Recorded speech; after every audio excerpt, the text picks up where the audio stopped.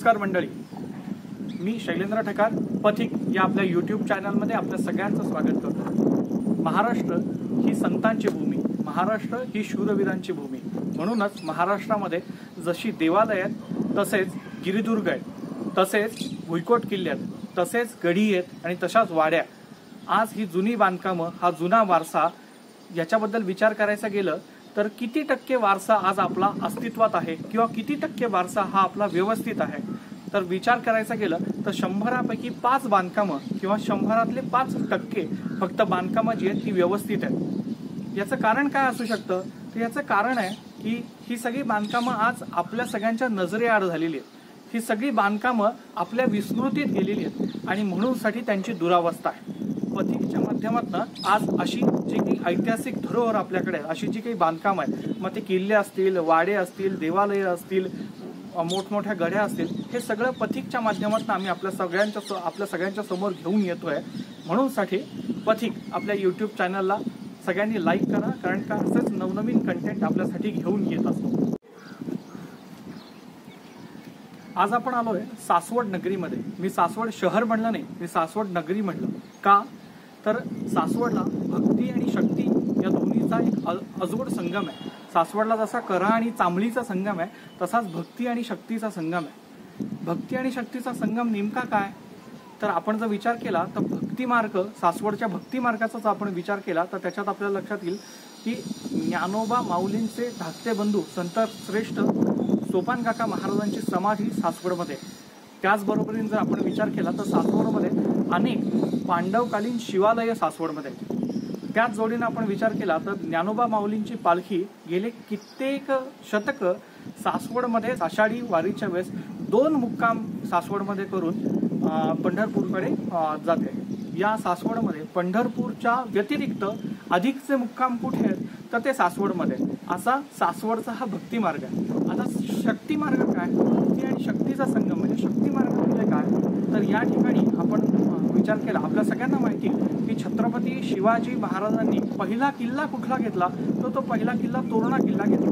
पण आपल्याला जर विचारलं की मोकळ्या मैदानावरची पहिली लढाई महाराजांनी कुठे केली किंवा कुठे लढली गेली स्वराज्याची पहिली मोकळ्या मैदानातली लढाई, तर ती लढली गेली सासवडपासून 12 किलोमीटरच्या अंतरावरती बेलसरच्या शिवारामध्ये।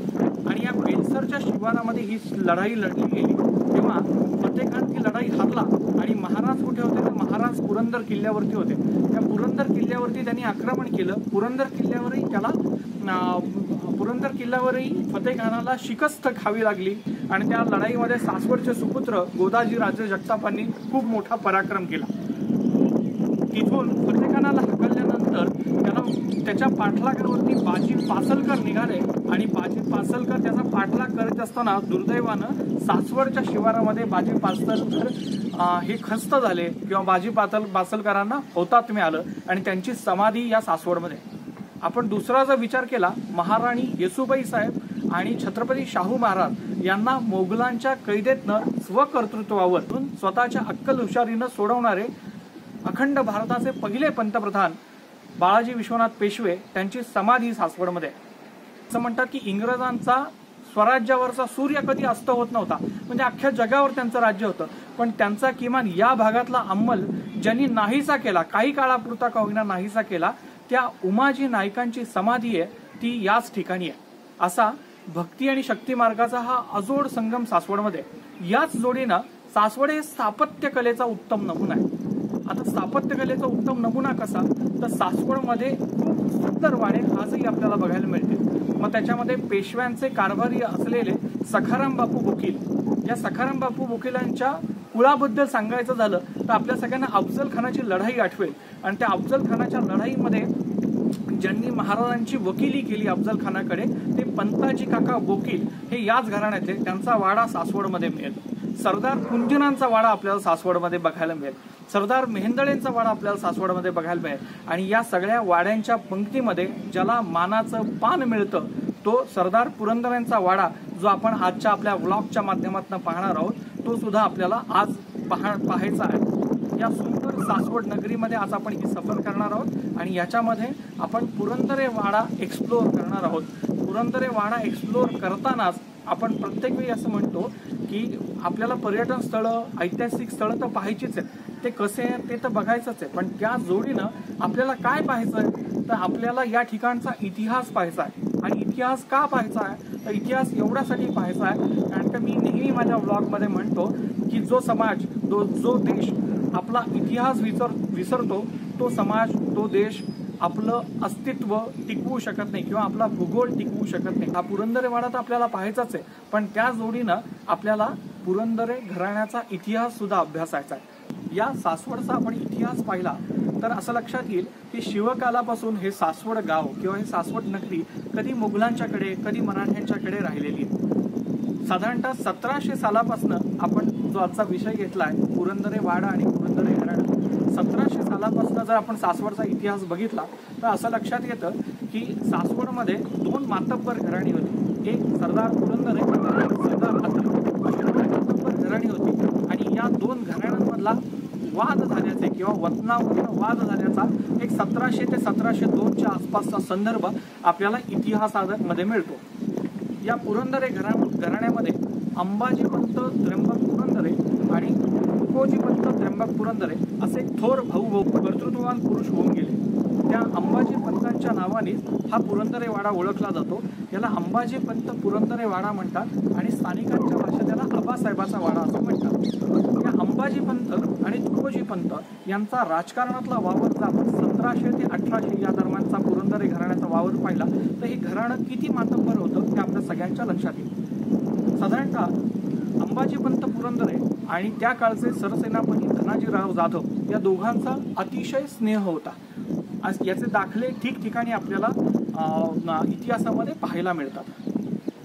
इतकंच नाही तर अंबाजीपंत पुरंदऱ्यांचं जर पुढे जाऊन आपण या सगळ्यातले दाखले, इतिहासातले दाखले आपण पाहिले तर असं लक्षात येतं की पहिले पेशवे बाळाजी विश्वनाथ पेशवे हे पेशवे व्हायच्या आधी पुरंदऱ्यांच्या घरी, पुरंदऱ्यांच्या वाड्यामध्ये राहिलेले आहेत. आणि अंबाजीपंत पुरंदऱ्यांच्या मदतीनं बाळाजी विश्वनाथ पेशव्यांनी कर्ज काढलं आणि ते कर्ज काढून त्यांनी फौज तयार केल्याची दाखलेही आपल्याला इतिहासामध्ये मिळतात. शाहू महाराजांनी बाजीराव पेशव्यांना 1720 साली 17 एप्रिल 1720 साली पेशवाईची वस्त्र दिली आणि त्याच जोडीनं अंबाजीपंत पुरंदऱ्यांना त्यांच्या मुतालिकेची वस्त्र दिली. या सगळ्या ह्याच्यामध्ये अंबाजीपंत पुरंदरे किती मोठी व्यक्ती आहे तर आपल्या सगळ्यांना मला सांगायला निश्चित आवडेल की छत्रपतींच्या 2 गाद्या, एक सातारा आणि एक कोल्हापूर, या दोन्ही गाद्यांची भेट, दोन्ही छत्रपतींची भेट 1731 साली झाली. आणि त्या भेटीमध्ये एक सरदार उपस्थित होते. ते कोण सरदार होते तर आपल्या सगळ्यांना ऐकून आनंद होईल. आज ज्यांच्या वाड्यापाशी आपण उभं आहे ते अंबाजीपंत, दोन्ही छत्रपतींच्या भेटीमध्ये एक फक्त सरदार उपस्थित होते आणि ते सरदार होते अंबाजीपंत पुरंदरे. 1935 साली माहुली मुक्कामी दुर्दैवानं अंबाजीपंत पुरंदरे यांचं निधन झालं आणि त्यांच्या सौभाग्यवती बयाबाई या त्यांनी त्यांच्या बरोबर सहगमन केलं. पण या घराण्याचा जर आपण पुढे इतिहास पाहिला तर या घराण्याने अनेक पुरुष इतिहासाला दिले, अनेक पुरुष मराठेशाहीला दिले, अनेक पुरुष स्वराज्याला दिले. आणि आपण पुढे जर विचार केला तर या घराण्यातल्या पुरुषांनी पानपतावरती पण पराक्रम गाजवला.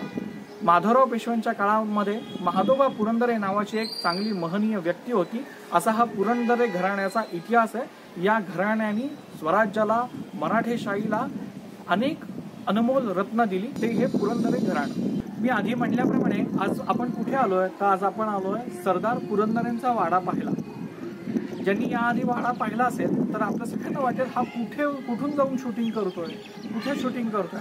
तर मला सगळ्यांना सांगायला आवडेल की या वाड्याची जर भव्यता अनुभवायची असेल तर त्याच्या उंचीच्या जोडीला आपल्याला गेलं पाहिजे. आणि म्हणूनसाठी या वाड्याच्या शेजारीच एक समर्थ रेसिडेन्सी नावाची एक बिल्डिंग आहे आणि त्या बिल्डिंगवरती मी आता उभा आहे. पार्किंग, पहिला मजला, दुसरा मजला, तिसरा मजला अशा 3 मजल्यांच्या बिल्डिंगच्या गच्चीवरती मी उभा आहे. या इमारतीच्या गच्चीवरती उभा आहे आणि आपल्या सगळ्यांना बॅकग्राऊंडमध्ये दिसत असेल माझ्यापेक्षा अजून 4-5 फूट उंच या वाड्याची बिल्डिंग आहे. आजही 3 मजल्यांच्या बिल्डिंग एवढी प्रचंड मोठी तटबंदी आहे. आपल्याला हा वाडा बघायचा असेल, या वाड्याचा अभ्यास करायचा असेल तर साधारणतः 6 टप्प्यांमध्ये आपल्याला हा अभ्यास करावा लागतो. टप्पा क्रमांक 1 वाड्यासमोरचं पटांगण, जिथे पटांगण तर ते आहेच आहे, पण पूर्वी त्या ठिकाणी या सरदार पुरंदरेंच्याकडे जे काही नोकरचाकर असतील किंवा अन्य दासदासी जे काम करत असतील त्यांच्या राहण्याची व्यवस्था असावी असा साधारणतः संभव आहे। त्याचबरोबरीनं बाहेरच्या व्यक्ती अन्य लोक जे काही येतील की बाहेरचा पाहुणा रावळा आलाय किंवा अन्य कुणी सरदार भेटायला आले तर त्यांचे घोडे बांधण्यासाठी घोड्याची पागा, हत्तीखाना अशा रचना या समोरच्या पटांगणामध्ये केलेल्या होत्या।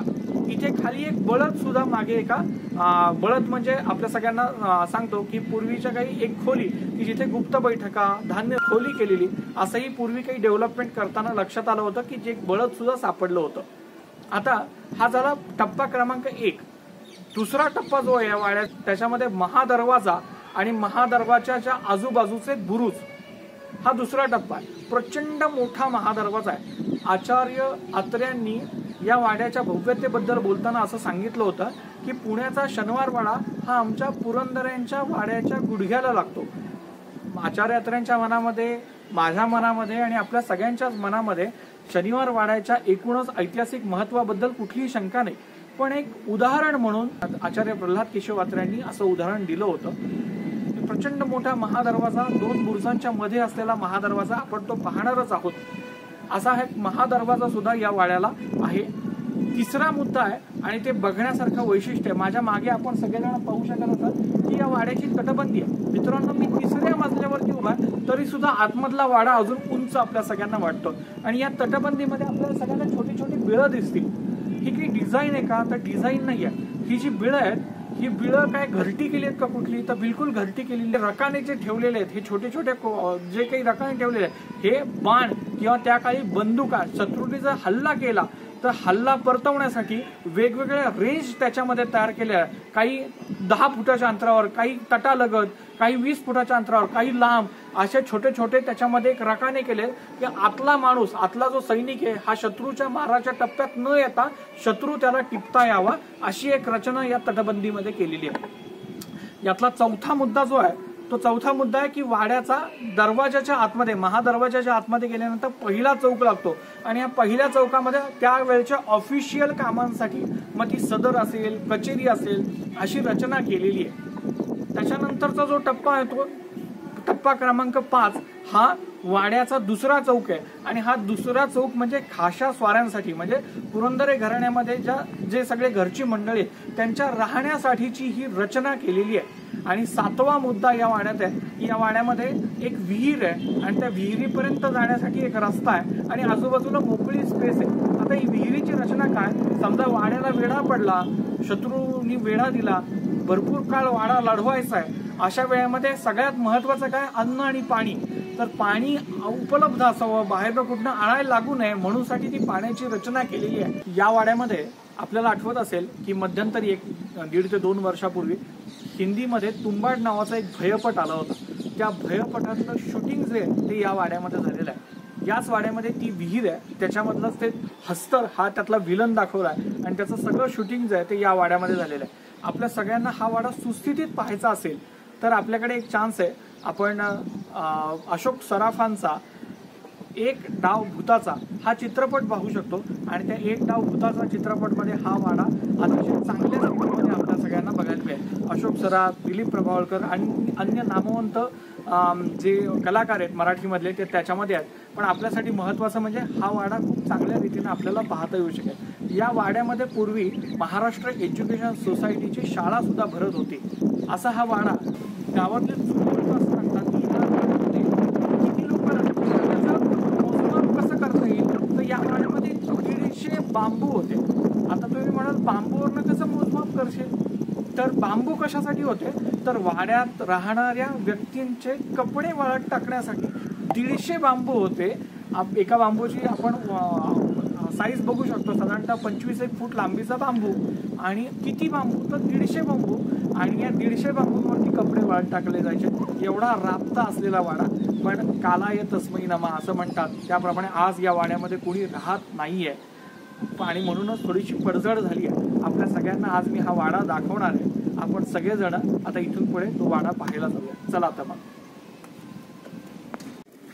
आज या ठिकाणी शूटिंग आहे। हा पुरंदरे वाडीचा परिसर आहे, मुख्य दरवाजा आहे या दरवाजाबद्दल असं म्हटलं जातं की हत्ती अंबारी सहित आतमध्ये आला पाहिजे अशा उंचीचा हा दरवाजा आहे। हे गणेश मंदिर आहे आणि ही वाड्याची भक्कम तटबंदी आहे। ही वाड्याची भक्कम तटबंदी आहे। समोर आपल्याला दिसू शकतात की राजस्थानमध्ये ज्या प्रकारे पूर्वी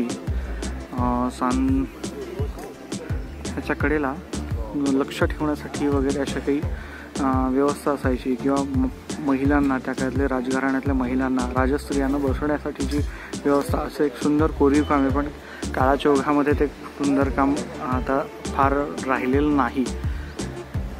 हे भक्कम बुरुज आहेत। आज इथे शूटिंग आहे त्याच्यामुळे फार गर्दी आहे शूटिंग असल्या कारणानं। हा वाड्याचा मुख्य दरवाजा आहे।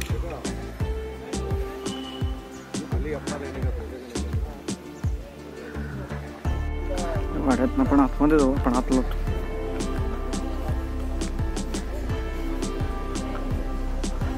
सुरेख असं भक्कम तटबंदीचं मोठमोठ्या पायऱ्या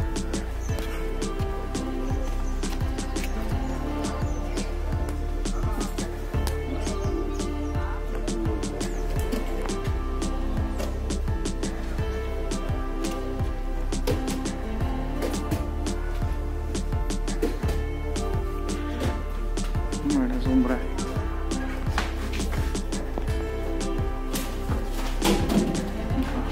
वाड्याचा भक्कम दरवाजा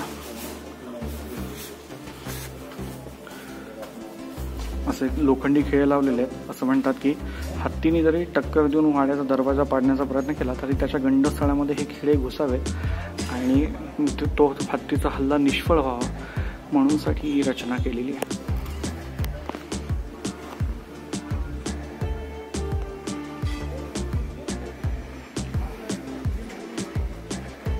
वाड्याचा दिंडी दरवाजा आहे।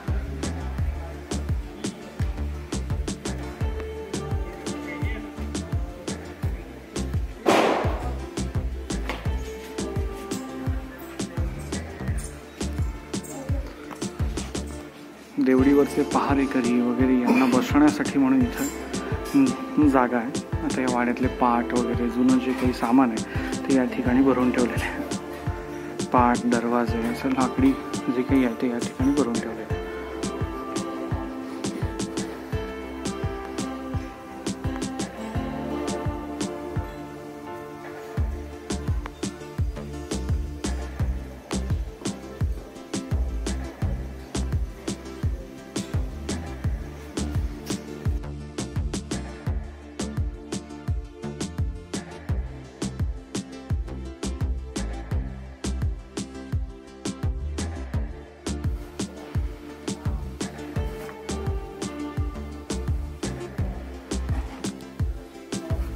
आपण या वाड्याच्या गच्चीवरती जाऊयात।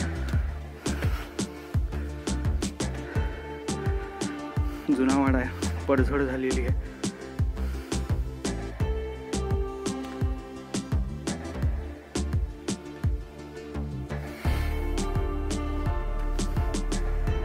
वाड्याचा पहिला मजला आहे।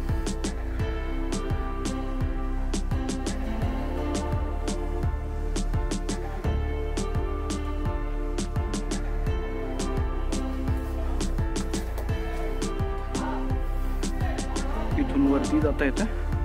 आपण या वाड्याच्या गच्चीवरती जाऊयात।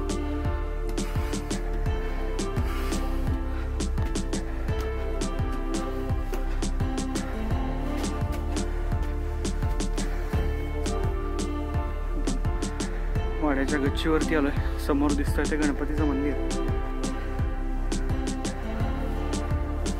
आणि या गच्चीवर ना हा खालच्या वाड्याच्या दुसऱ्या चौकातला दिसणारा व्ह्यू।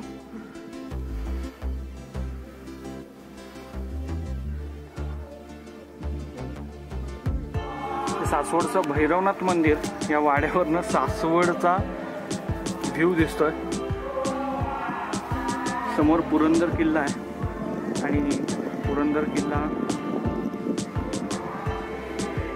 समोर दिसतंय आपल्याला। हे संगमेश्वराचं मंदिर आहे, सासवडमधलं पुरातन संगमेश्वराचं मंदिर आहे आणि दिसतोय तो पुरंदर किल्ला.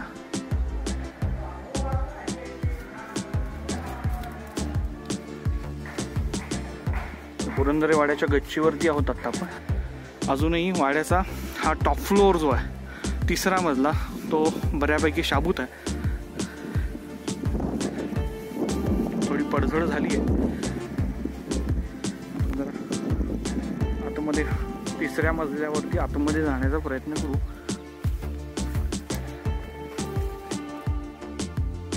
या ठिकाणी असं आहे, ठिकठिकाणी जरा पडायला आलंय, त्याच्यामुळे आपण जरा जाणं सोयीचं नाही, म्हणूनसाठी मी बाहेर येतोय.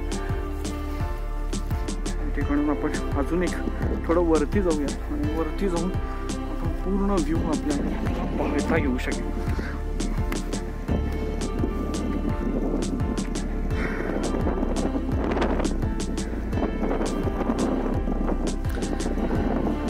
ही वाड्याची तटबंदी आहे. तटबंदी किती भक्कम आहे बघा. 300 वर्ष होऊन गेले त्या वाड्याच्या बांधकामाला, अजूनही वाडा आहे तसाच आहे. हा वाड्याचा 3रा मजला आहे आणि खाली चौक. वेगवेगळ्या पिक्चरचं शूटिंग काय होत असतं तसं आता एका पिक्चरचं शूटिंग आहे आणि त्याची तयारी इथे चालू आहे.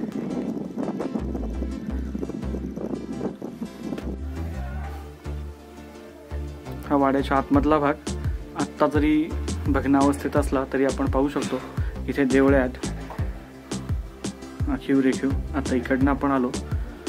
हे लाकडाचं कोरीव काम आहे. या ठिकाणी तुळ्यांचं भक्कम बांधकाम आपण पाहू शकतो.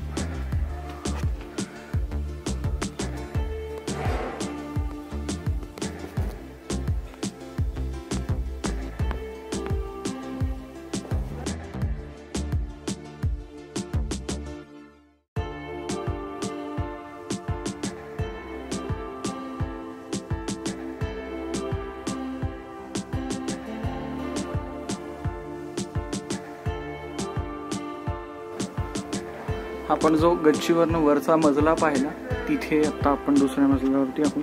वेगवेगळ्या ठिकाणी इथून जाता येतं. अजूनही चांगल्या स्थितीत इकडनं खाली जाता येईल आपल्याला, आपण जाऊच. पण त्याच्या आधी आपण जरा हा सगळा वाडा एकदा पाहूयात.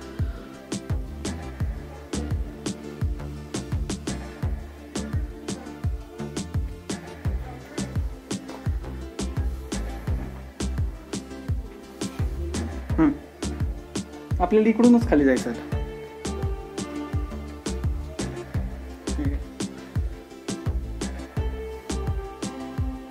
पाहू शकतो अजूनही भक्कमता वाड्याची टिकून आहे.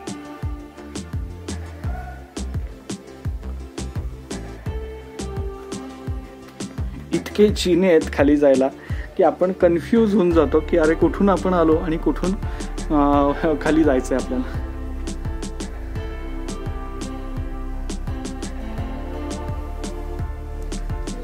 हा इकडे इकडे इकडे हा हे साधारणतः न्हाणी घर वगैरे असं असू शकतं त्यावेळेस.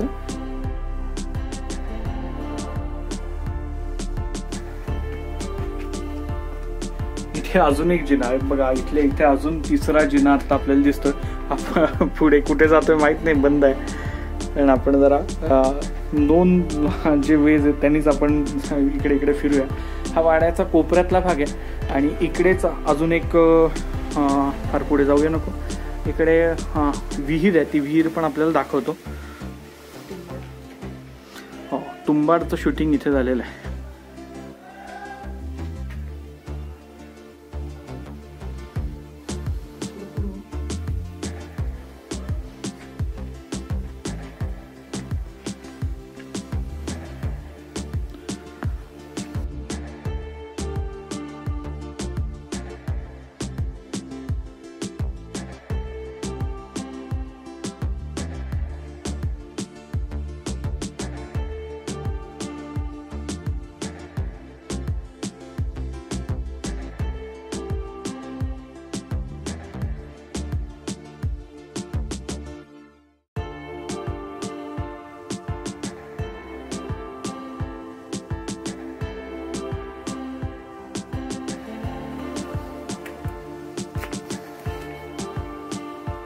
आपण पाहू शकतो हा अजून एक जिना, जिना क्रमांक 5. असे वेगवेगळे जिने या सगळ्या प्रत्येक खोलीतनं बाहेर जाण्यासाठी एक एक जिना खाली उतरते. किती जिने आहेत, हा एक्सप्रेस आहे. नेमका याचा उपयोग काय हे जरा तज्ज्ञ लोक सांगू शकतील त्या काळातली.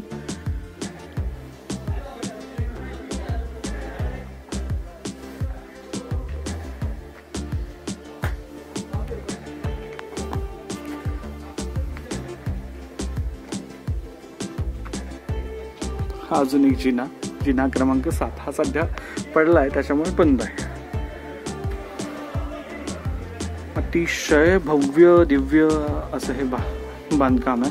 300 वर्षानंतरही उभं आहे. थोडं दुरावस्थेत आहे पण लवकरच याचा जीर्णोद्धार होईल अशी अपेक्षा आहे. आपण पलीकडच्या बाजूच्या जिन्यातून वरती गेलो होतो आणि अनेक जिने आपण या ठिकाणी पाहिले. आत्ता आपण एका नवीन जिन्याने खाली जाणार आहोत.